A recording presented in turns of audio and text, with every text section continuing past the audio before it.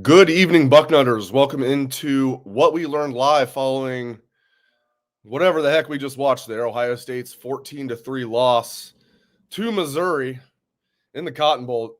Embarrassing. It reminded me a lot of the Outback Bowl, Cooper's last game. I mean, I don't even know where we start. I mean, there's so much to get into. Like, is Will Howard going to be a Buckeye? Is Ryan Day going to make serious changes to his coaching staff? A lot of people are calling for Ryan Day's head. I mean, he's not going to go anywhere, but wow, we have an NIL collective that is getting the starting center apparently suspended for the game. There's a lot to get into.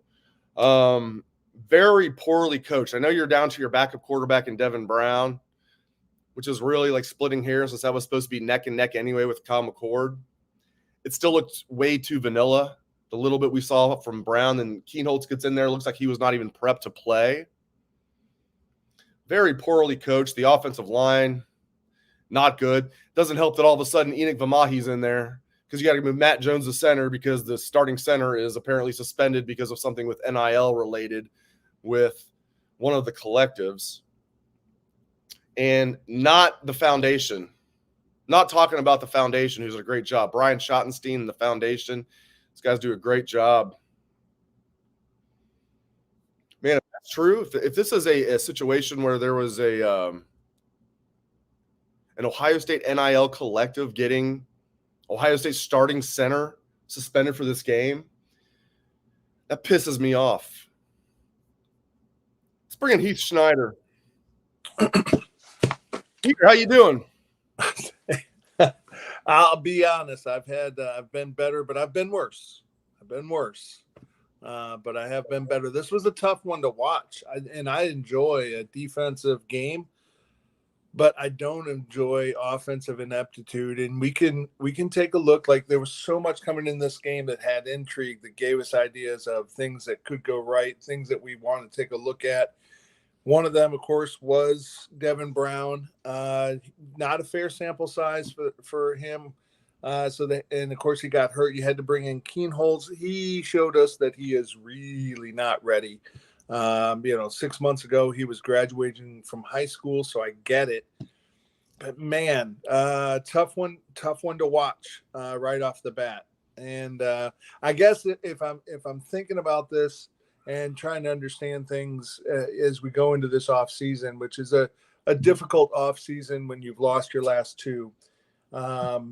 Questions in the off season. Yeah, obviously who comes back, who do we get in the portal, who's the QB at this point, and I guess larger existential questions is, is this program at a crossroads given the high level of play and performance that we've been at 9 out of 10 years in the top 6, and now you don't have a definitive quarterback going into next year.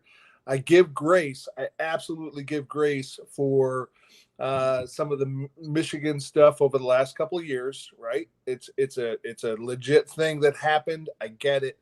But that doesn't change the fact of what the trajectory of this program looks like right now at this moment. Bax, welcome to the show. Bax! Hey, guys. How we doing? So a lot to get into, but let's get into this because I know you and I were texting about this. Did an NIL collective get the starting center suspended for the Buckeyes? If Ohio State is so soft to sit their starting center because he did an interview, then shame on them. I don't know what else to say. That's on Coach Day. You're saying that's not on the collective. That's on Coach Day, is what you're saying. He didn't say anything in that interview that was unacceptable. I didn't even tell people about the interview. I don't even know, but it was on 1870, right? So whoever hosts the B&B podcast, and it was quickly taken down. Clearly, somebody in Ohio State had an issue with it. And the most notable thing Hinsman said is that Matt Jones was going to get some snaps at center for his NFL film. That's all fine and dandy. And then he said some stuff about, Miami offered a lot of money to kids, and that's why we lost recruits, which, everybody knows. Miami's paying kids a ton of money to go lose to Rutgers in the Pinstripe Bowl. Great. But nothing that was said in that interview was anything that a coach with any spine would suspend a kid for. And if you watched our offensive line, where Matt Jones, God bless him, who has been a solid guard for the Buckeyes for a number of years, did not know how to read the call on who was what on defense. And there were free runners all night. All night. Absolute shame on Ohio State for not starting their best offensive line, especially when Devin Brown got hurt and you're putting in true freshman Lincoln Kienholz, who had like 4 throws, maybe 3 throws, maybe, where somebody wasn't ready to kill him and he was running backwards at 4,000 miles an hour. It's an absolute embarrassment. If that is truly the case, why Carson Hintzman didn't play in this game, then all of the things that Michigan fans have said about Ohio State being soft ass, whatever, they're true. I don't know what else to say.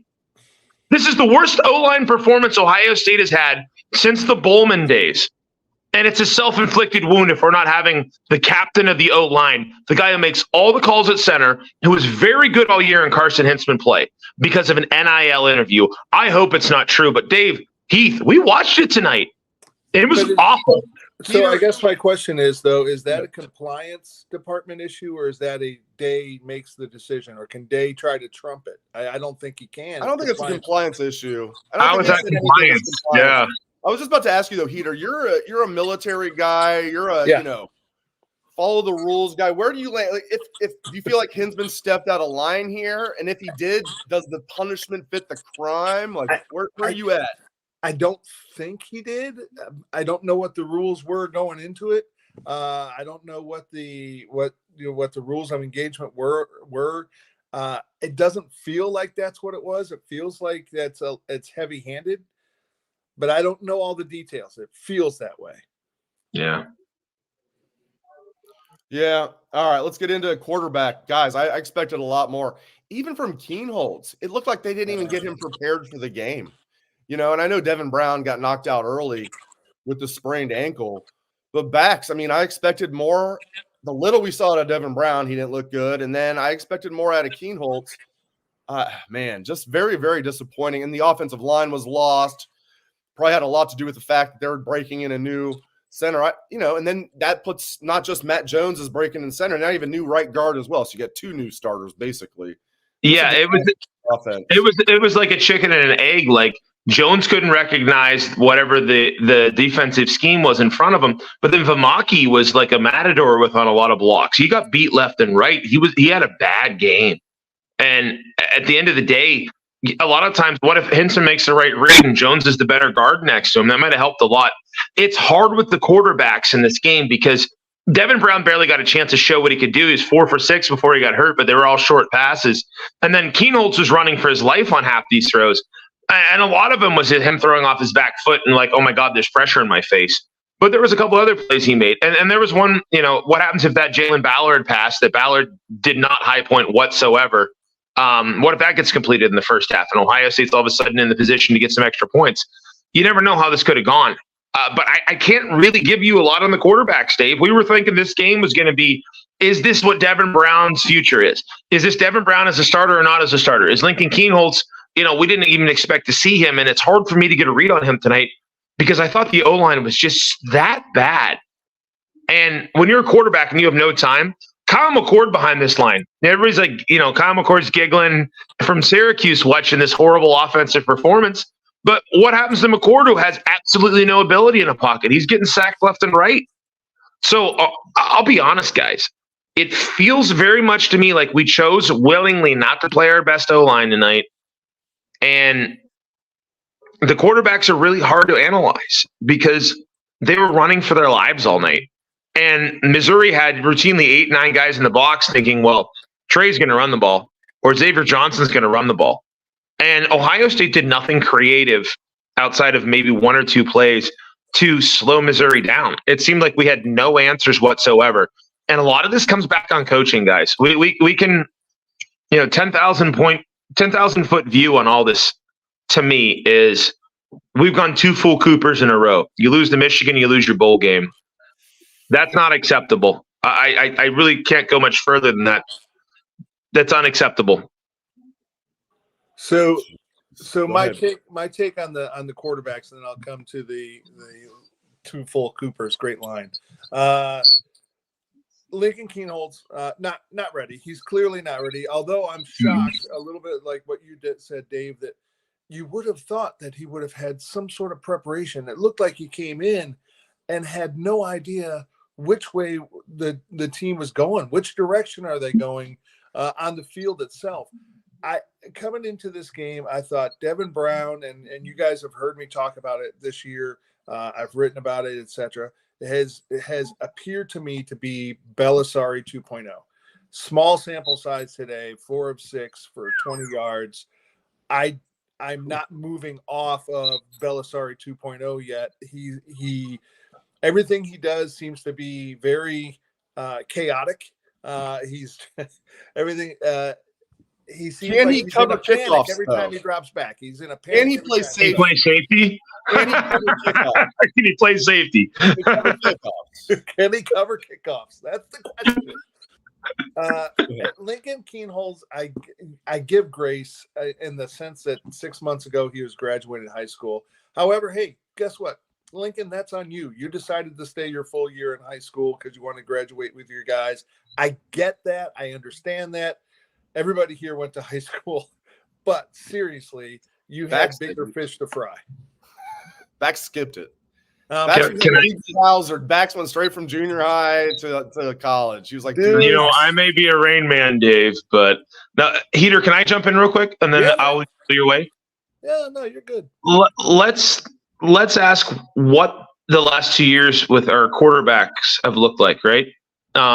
When we had CJ Stroud and Justin Fields, everybody was super duper copacetic and happy, and they're top 12 picks in the NFL draft. This year, Kyle McCord didn't get better. Kienholz looked utterly unprepared. Brown looked utterly unprepared. There's got to be a reflection at a certain point about, we've talked about how Ryan Day's a quarterback guru, and look how good the quarterbacks have been under Corey Dennis. But is this a byproduct of just we got two really good guys in a row? Yeah. And Ohio State has not remotely prepared the other guys that are not just built-in studs? That's a fair question to ask. And I think there's probably merit to saying that's indeed what it is, right? But at the same time, you had what I think in Stroud is a generational talent. I think the guy is amazing. I mean, I went to the Pro Football Hall of Fame a week and a half ago, and his jersey's already there. No joke. It's in the middle of the current day NFL stuff from his record-setting game of 400 whatever yards. And when you look at Fields, not a generational talent, but such a superior athlete that he could just go out there and out-athlete everybody, right? You don't have that now. So now is when the metal is tested on your coaching staff to say whether or not you actually are good at coaching quarterbacks and you're a quarterback whisperer. The early results say, no, you're not. All right, let's get into the boys. Will Howard.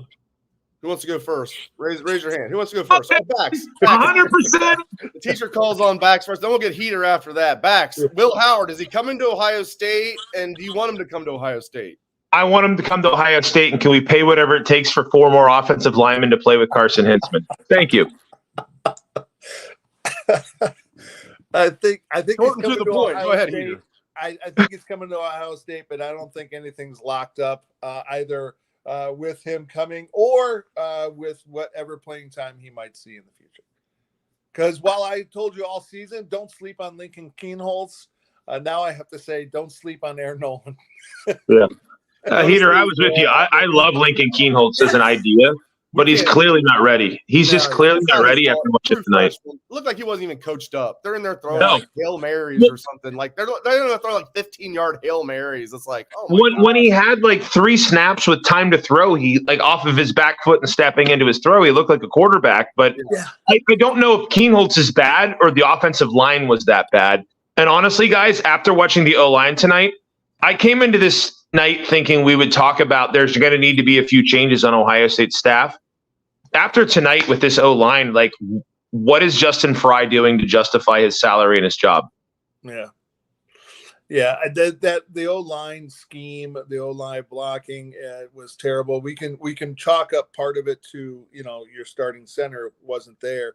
But the other piece is once Keen Holes went in, they put 8 in the box. They knew it was going to be a run. Look at that. Every time. At that one where they started at the 5-yard line and finished at the 1-yard line. If it wasn't for a 15-yard penalty, we'd have been kicking with our back foot on the end zone, or on the back of the end zone, right?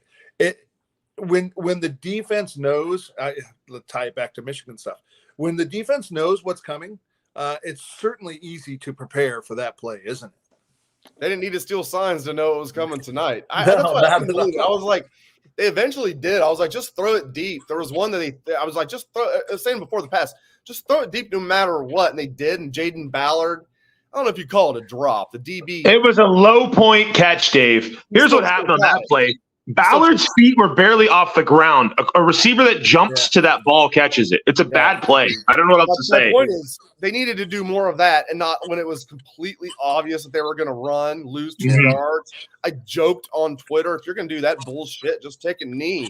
We'll only lose 1 yard instead of 2, because they were run blitzing like crazy. Oh, it was crazy. All right. I mean, like, Heater, am I when I say this is, and I know 31-0 happened. We were there covering it. You and I were together there, in that spaceship in the middle of nowhere in Glendale. I know 31-0 happened. That was in the playoffs against the eventual national champion Clemson. Yeah. This one seemed more embarrassing than that. I don't know. Maybe I'm wrong. Maybe I'm just a prisoner of the moment. It felt more like the Outback Bowl Cooper's last game. Shades of Ryan Brewer. It felt like that. That's the embarrassment level, because this Missouri team is not the eventual national champion. Yeah, they're ranked 9th. They're a good team. They're not Clemson of 2016. This is the most embarrassing Ohio State bowl game that I can remember. They're worse than Penn State. So 31-0 is worse. 31-0 is worse because you had a third-string quarterback who is a true freshman playing with only 5 thrown balls the entire season. That's the difference. When you were in the playoffs, 31-0 was a spanking, and I got to watch it from a suite at the 40-yard line. Yes, you terrible. You talked your way into that. Yes, you did. 31-0 is much more embarrassing to me. This reminds me somewhat of 34. It wasn't a bowl game, but 34-3, I think it was, against USC. At USC. It felt like we couldn't do anything. It felt like the other team was just better. I was there for that one too. Side of it all, the bright side of it all is, we held them to 14 points. Unfortunately, it came on 2 90-yard drives in the last 10 minutes of the last quarter and a half of the game. They're all in the fourth quarter. Yep. Thank you. Once again, because the offense can't do anything, just like the Michigan game, the defense gets worn out. I don't want to give the defense excuses, but the defense was lights out until late. I mean, the offense needs to step up. The offense is doing nothing. I mean, my God. I mean, in 2014, it took the third-string quarterback. They won a national championship. Tonight, it looked like the third-string quarterback was like a JV high school quarterback. Like, he had no coaching. Offensive line not coached up well. I'm concerned, Bax, that Justin Fry is a buddy of Ryan Day. You want my answer on it, Dave? Yeah. Are officially a soft program. I'm going to say it. Ryan Day, I got bad news. I've been a supporter the whole time, but you cannot go 2 full Coopers in a row. And you want my assessment on the offense? Every coach not named Brian Hartline needs to go. Every single one. Tim Walton can't keep his top recruit 2 straight years on the running back position. Sorry. Justin Fry, Carson Hintzman sitting this game is unacceptable, but the talent level around him is also unacceptable. Recruiting's part of your job. Sorry. Corey Dennis, the first year you actually have to coach up a guy in 5 years, because guess what? Haskins, really good, first-round pick. Fields, really good, first-round pick. Stroud, really good, first-round pick. The first time we actually have to have coaching help us, this is what we get. Sorry, Corey. By the way, also Buddy. It's Urban's son-in-law. And then Fleming on defense. On special teams. How many times did we fair catch the ball inside the 10 tonight? What are we doing? Yeah, how many penalties do we have on special teams tonight? At this point, also strength and conditioning. Well, how many times have we burned out in the fourth quarter the last 2-3 years? Mickey Marotti was the very top edge of this field when Urban brought him in. But the field changes in 12 years, man.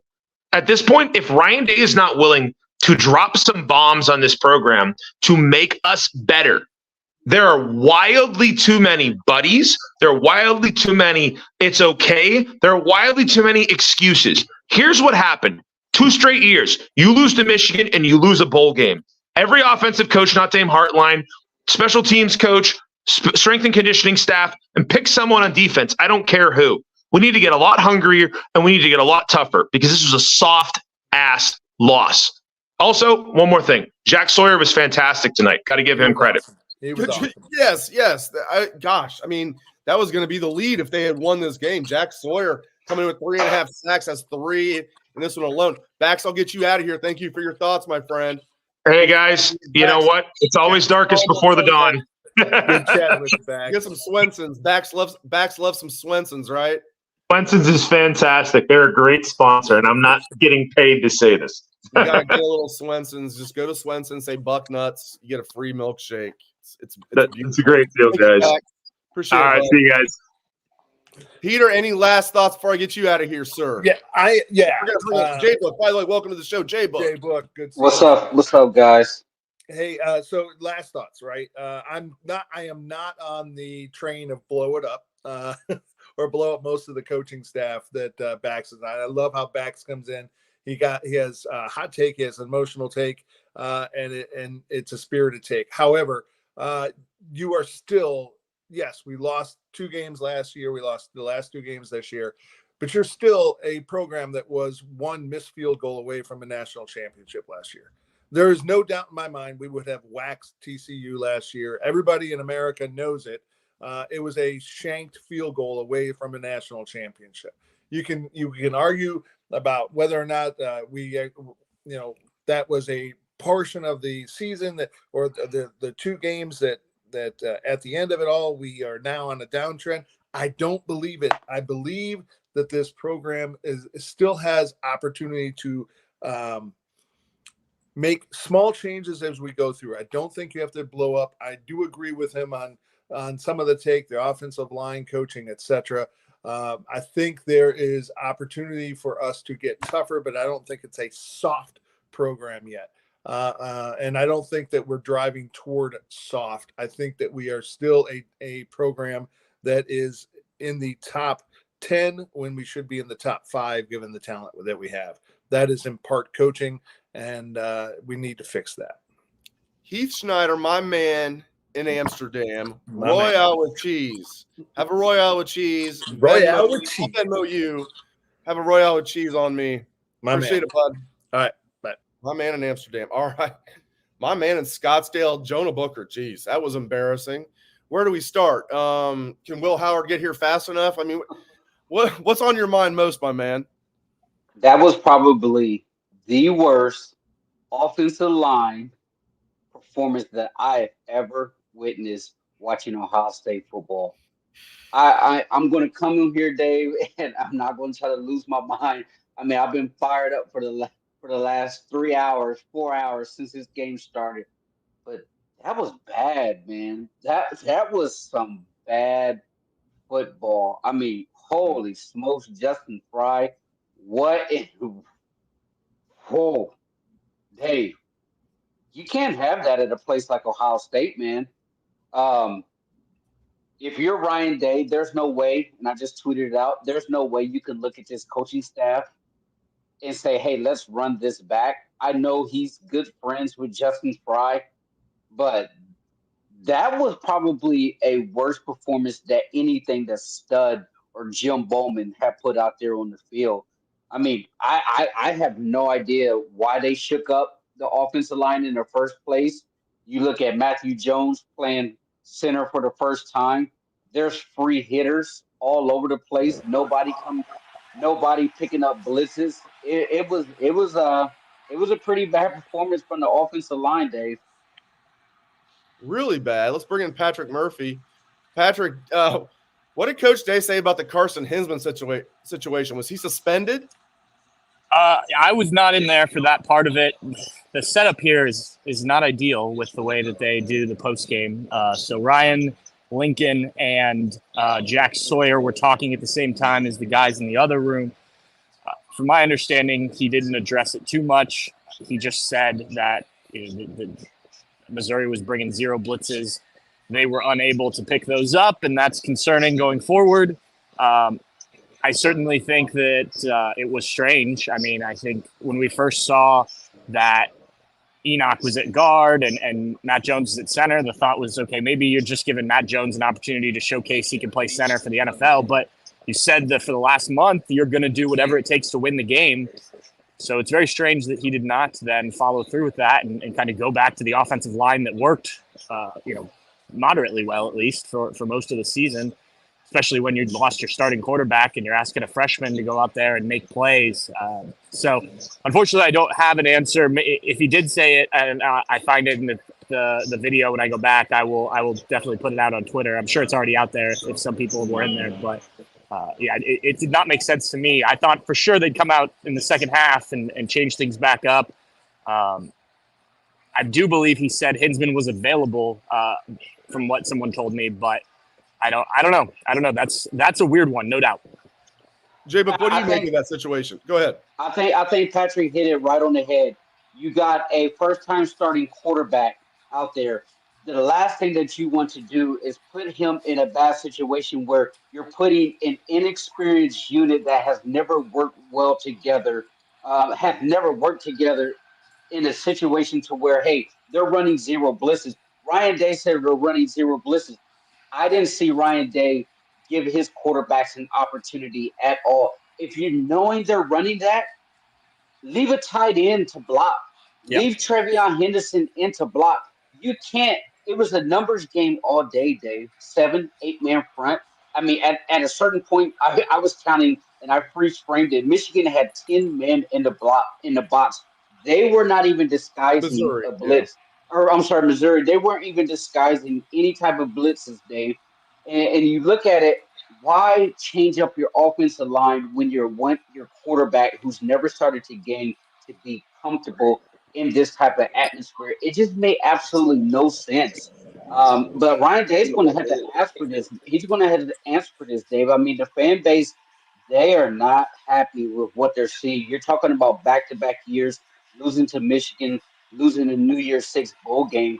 It's just not good enough at a place like Ohio State.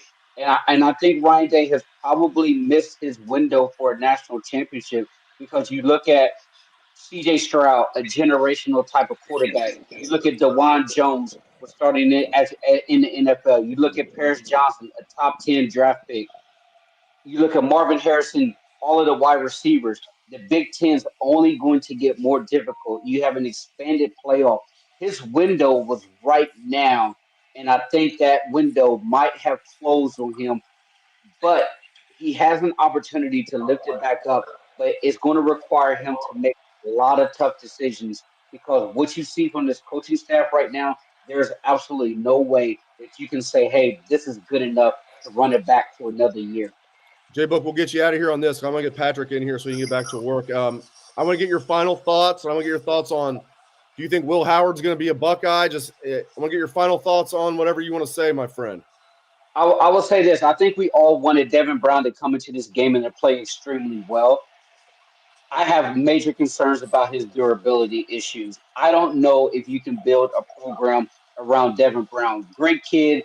All of the players seem like they galvanized around him. But with his injury history, I don't know if you can build a program around him. Right now, everybody should be on walking a tight line. If you can bring in a Will Howard, you can bring in a Cam Ward, you can bring in somebody who's going to elevate that quarterback room. I'm at the point now, Dave, you have to do it. J-Book, thank you for your time, my friend. Good insights. All right, man. Take care. Talk to you next week. All right. Thanks, JB. All right, Patrick Murphy. Let's bring in Steve Helwagen as well. Patrick, where are you at with the Will Howard stuff? Do you think this is legit? Do you think he might be a Buckeye? Do you think he should be? Where are you at with the Will Howard situation? I think there's certainly interest between the two. I started looking into him a little bit more. Ironically, Missouri played Kansas State, so I watched that game. He played pretty well in that game, but looking at his stats, watching some of the highlights, I honestly don't know how much better, other than experience. I don't know if he adds a ton. He threw for less than 3,000 yards this year. Now, obviously, a very different offense. He's a guy who can run some. Cam Ward, another guy that I don't, first of all, I don't think that's happening. I don't think that was ever a thing Ohio State was interested in. He turns the ball over too much. I think that came from the Cam Ward side of things, hoping that would, I don't know what the reason was, but I don't think Ohio State was ever interested seriously in that. Maybe they kicked the tires a little bit. But, to me, if you're going to go get a quarterback, well, let me start that over. I think if you've evaluated Devin Brown, because this was supposed to be our evaluation of him, us that don't see practice every day, and obviously we didn't get that. So if you evaluate Devin Brown and you don't think he's ready or you don't think he's the guy, then I do think you need to look in the portal. But I don't know if you need to just bring in a guy unless you just want to have a fourth quarterback to compete. And they've done that before with guys that certainly weren't intended to be the starter. There's not a guy in there right now that I look at and say, yep, that's the guy. There's not a Justin Fields. I think there are some quarterbacks that have been rumored to maybe be interested in the transfer portal. I know the Tulane quarterback. I can't think of his name right now. There was talk about would he enter the portal and play one more year or try and go pro. If he did, I think Ohio State would be interested in a guy like that who's put up some really big numbers at a smaller school. But right now it just doesn't, unless you're just out on Devin Brown. And from what we've heard, it sounds like Devin had a really great, last month of practice. Denzel Burke just a few minutes ago was talking to us about how he felt so bad because Devin was, his words, balling in practice. And then he didn't get it to go out and show it. And I know those first two drives didn't go well. I think maybe if Devin had settled in and he'd been able to play the full game, maybe we start to see some of that. So I don't know. You're in a tough spot here because the run of quarterbacks has been so good, and it's starting to teeter a little bit. I mean, let me ask you guys this: would you have taken Kyle McCord today? Because I think I would have over what we saw. Yeah, I mean, considering Devin Brown got hurt, I would have. I would have taken a healthy Devin Brown probably for the entire game. But yeah, Lincoln Keenholz didn't look ready at all. Steve Helwagen, what are your main thoughts from this? And that's a problem. That's a problem, Dave. I know you're preparing to. I heard they said on the broadcast that there wasn't a plan to play Lincoln, which I think is silly because this is a bowl game that didn't matter. But yeah, and you needed him to be ready at least. And obviously, Devin's a first-time starter, so you got to get him a lot of the reps. The stuff we saw here on this field when we came to practice was a lot of Devin Brown. No, we didn't see very much, but I don't understand not having Lincoln more prepared. Easier said than done, obviously. There's only so many reps you can take in practice, and Devin needed those, as I said. But, I do think you started to see a little bit from Lincoln in the second half, but it would have been nice if he were more prepared and ready to go in the first half. Dan, I'm right here. Steve, when you're ready, go. I'm curious to get your thoughts. Oh, yeah. I mean, we've seen worse. Florida 41-14, Clemson 31-0. We've seen worse, been through worse. I think this is one of those shock you to the senses moments. And again, you don't want to overreact in a moment like this, but this proves again that in this era, this transient era of college football with guys changing teams at the drop of a hat, you got to have the next guy ready to go. And they clearly didn't. And, I don't know. They got a lot of tough decisions they need to make on who's coming back staff wise. Is he getting the kind of support he needs from the coaching staff?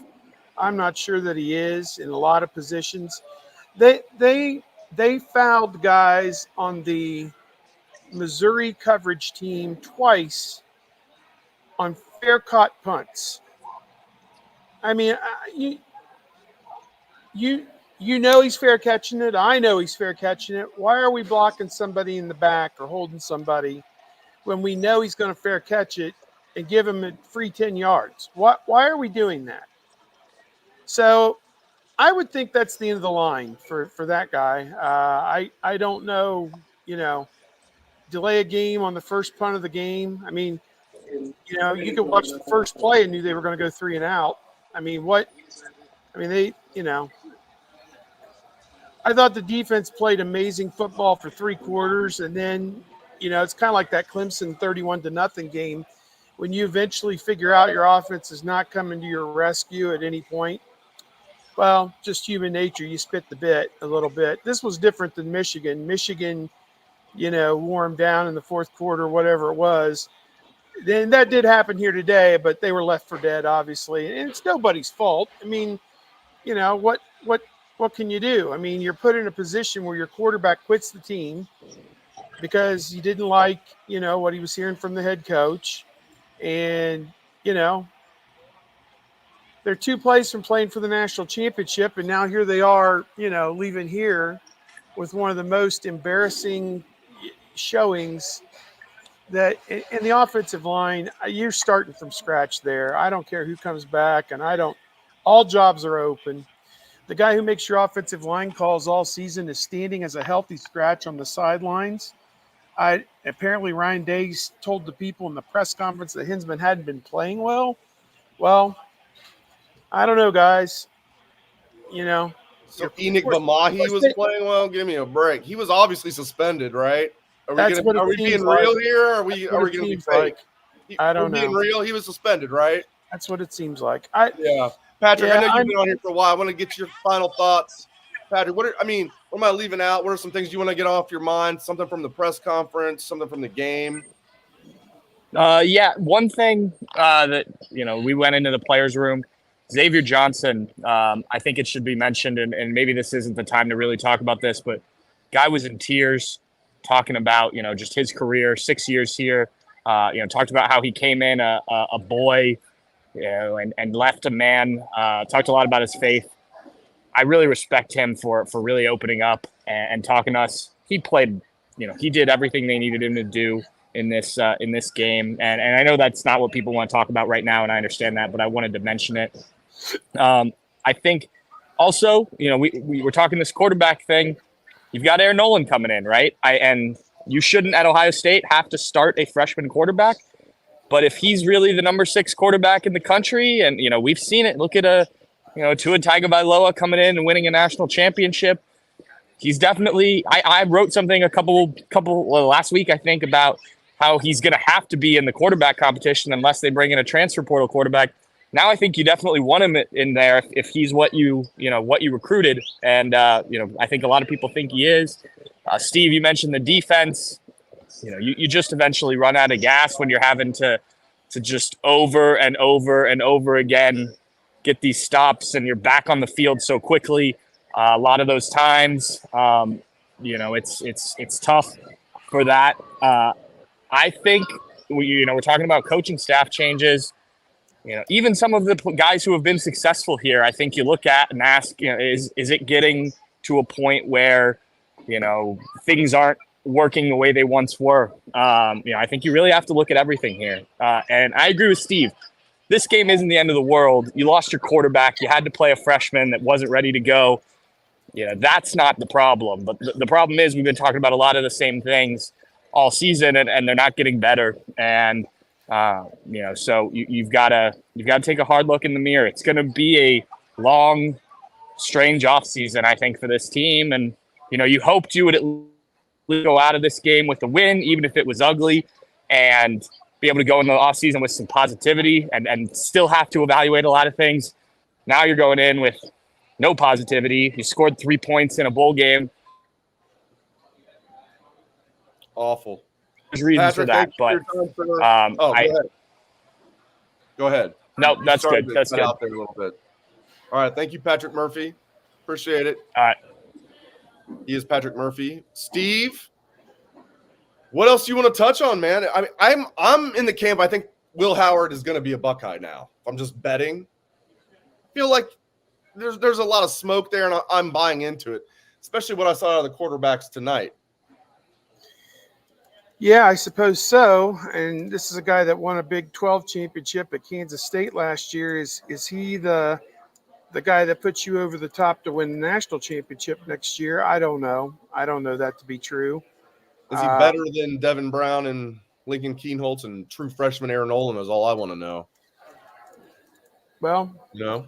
as I heard you say, it's worth kicking the tires, I suppose, and see if there's any interest. Again, he's won games at the highest level, won a conference championship when the Big 12 was still something. And so, sure, give it a whirl. You probably run the risk of losing Devin Brown if you do that. What does that really mean? I don't know. I mean, this could be a case where we're never going to find out what he was capable of because he's just going to be the in-between guy who never got the shot, it looks like, if they bring in Howard. And then, what does that say for Keenholz? What does that say? As you'd say, Noland, it'd be hard to expect a true freshman to come in and play right away. But, it's been done other places with some degree of success. And, again, Ohio State is a 12-team playoff team every year. It's not worth ripping everything up, but you got to rip some things up. And I think that's readily apparent. What business as usual ain't getting it done. They got to start over on the offensive line. And I've been very vocal on the defensive line. They came to play tonight.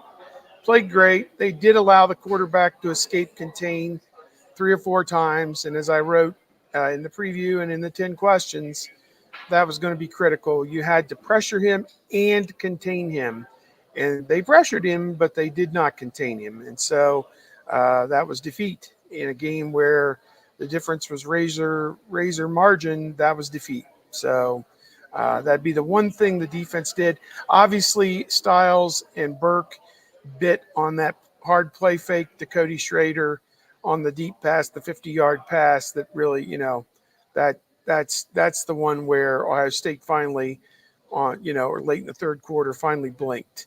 The defense finally gave up the one big play that turned the entire game, and they scored 2 plays after that. And you kind of had a fatalistic view of the game at that point that Ohio State wasn't going to be able. They got it from their own 20 out to the 40, I think, to maybe the Missouri 40, and had to punt it away, but never really threatened after that.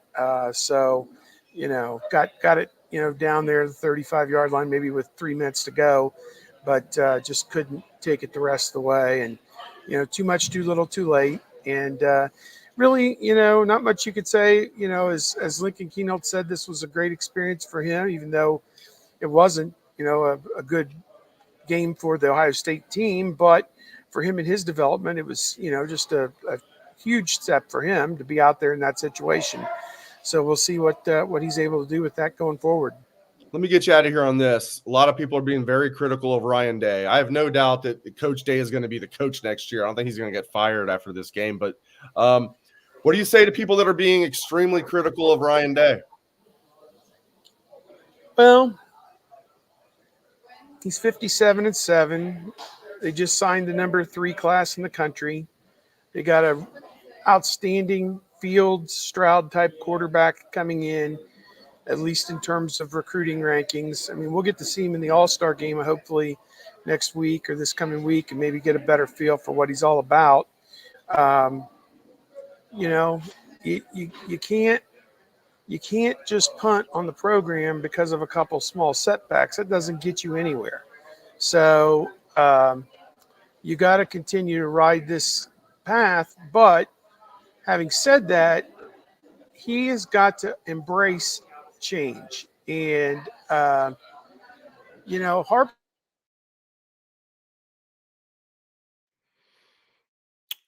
Steve might have frozen up on us there from AT&T Stadium. We'll see if we can get Steve back. While we're waiting on Steve, don't forget to go to Swenson's and get your free milkshake. Just mention Bucknuts. Go to Swenson's. Mention Bucknuts. Deal runs out Sunday. So do it either late tonight, sometimes Saturday, or sometimes Sunday. Go to any Swenson's. Great Ohio company. Great burgers. It's really good stuff. Onion rings, fries, fantastic milkshakes. And you can get a free small milkshake. Just mention Bucknuts. All right, Steve, let's get Steve back to work. All right. Well, guys, I think I don't know. As I was just saying to Steve and Patrick, I think if I had to bet right now, Will Howard's going to be a Buckeye. I'm here for it. I want to see it. And it does tell me a lot that this young man, was one of the best quarterbacks in the portal and hadn't made any moves. So I don't think Ryan Day wanted to do it before the bowl game. You add it all up. I mean, it does seem likely. It seems more likely than not, to use a legal term, more likely than not that Will Howard will be a Buckeye. Again, no sure thing. I'm just saying if I had to bet one way or the other, it does seem like Will Howard. It's definitely trending in that direction, to say the least. So that'll be interesting. That would at least kick off the offseason in a good way for the Buckeyes. Like Patrick said, though, it's not like this would be like Justin Fields coming into Ohio State. So let's be clear about that. But he's really good, though. He's really good. If you're wondering, obviously from Kansas State is where he played, but he's a Pennsylvania kid. Westchester, Pennsylvania. So would be coming home to a certain extent. 6'5", can throw the ball well, can run. Not that Ryan Day runs his quarterbacks anyway, but people are like, well, look at this. Look at these interceptions and this and that. It's like, imagine him with Ohio State's wide receivers and playing in a Ryan Day offense. Well, I say a Ryan Day offense. I might need to stop touting that after what we saw tonight. And I know it was with his backup quarterback and then his third-string quarterback, but still, I mean, that was remedial offense, to say the least. How about when Devin Brown could barely walk and they flanked him out at wide receiver and ran the Wildcat? Really went, even when he couldn't walk, you didn't put Lincoln Keenholz in there. It literally took them Devin Brown going to the locker room for Ryan Day to finally put Keenholz in there. It's like, you were just going to leave Devin Brown in there, even though he couldn't even walk. Ridiculous. I mean, remedial offensive coaching. It feels like they're missing an adult in the room. Kevin Wilson was that adult in the room. Which, if I don't know. I shouldn't say. I'll just leave it at that. I'll just say it's ironic for me to put it like that Kevin Wilson's the adult in the room, but still, I'll stay with it though. It does. It feels that way. I mean, you got a young offensive coaching staff. Fry is young. Hartline is young. First-year offensive coordinator, who's not really an offensive coordinator because Day is the offensive coordinator. Very few successful head coaches call plays. Most of the successful head coaches are CEOs. Not all. I'm aware of Andy Reid. I'm aware of many others. I'm aware of Bill Walsh. We're going to go back. I'm aware of these guys, okay? But who's the GOAT in college football? Nick Saban. What was he, a CEO? He doesn't call plays. So Hartline is the offensive coordinator, but he's really the wide receivers coach. You got a young O-line coach. You got a young offensive coordinator. You got a young head coach who's really the offensive coordinator, who goes out of his way to talk about he needs a head coach of the defense because he doesn't want to take ownership of the entire team. It feels like they need an adult in the room on the offensive side of the ball. I mean, Tony Alford is the adult in the room right now. He's the elder statesman in the room, and I love Tony Alford. They need another adult in the room on the offensive side of the football. I mean, the tight ends coach is like, they just promoted him from quality control coach. Here we go again. It's going to be a long offseason, my friends. Let's hope they get Will Howard, because that'll at least get things going in the right direction. At least we can, act like it's going in the right direction. And maybe Ohio State will get some good news that guys are coming back. There was all these positive vibes coming into this game that, look, all these guys are coming back. And Ohio State was underdogs. Now they're favored by 3. Now they're favored by 4. Now they're favored by 5. They were favored by 5 by kickoff. Jeez. You're thinking, the Sharps know something. They didn't know anything. And I don't know if it would have been that much different if Devin Brown would have stayed in the game, healthy Devin Brown. I mean, I'm sure it would have helped. It obviously would have helped. Let me be clear. It would have helped because Lincoln Keenholz was not ready to play at all. But, I mean, like Devin Brown, it wasn't looking like they were going to, get a lot of stuff done with him in there. It would have been better than what we saw with Lincoln Keenholz in there. I don't even put that on Lincoln. I mean, it just seemed like he wasn't coached up enough. The coaches didn't have him ready. I don't know how you don't have your backup quarterback ready. It's one thing not have your 4th string quarterback ready. You get 3 guys hurt. It's like, what are you going to do? You're down to your 4th string quarterback. Dude, this is your backup quarterback. He's 1 play away. How is he not ready? How was he out there throwing it? Like, it looked like he was throwing a 15-yard Hail Mary on his first pass. My goodness gracious. And actually, Keenholz made a good play one time to throw the ball away. It looked like the coaches were trying to get him killed on a third down play. No protection.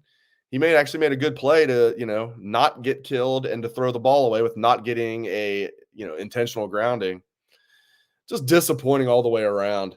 And, I thought Jim Knowles and the Silver Bullets were kicking butt for pretty much 3 quarters. But, man, you only can do that for so long when the offense is doing nothing. Eventually that's going to wear your defense down. And, yeah, the defense didn't play well late, but defense was dominating. And that's going to – anybody who plays sports, you guys know. That's demoralizing when you're dominating your opponent if you're the defense. And, you're like 3/4 of the way through the game and you're getting nothing out of it. It's going to take something out of you. Am I making excuses for the defense? You're damn right I am, because the defense came to play tonight. Offense did nothing.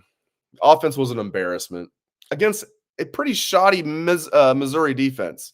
Missouri's offense is actually pretty good.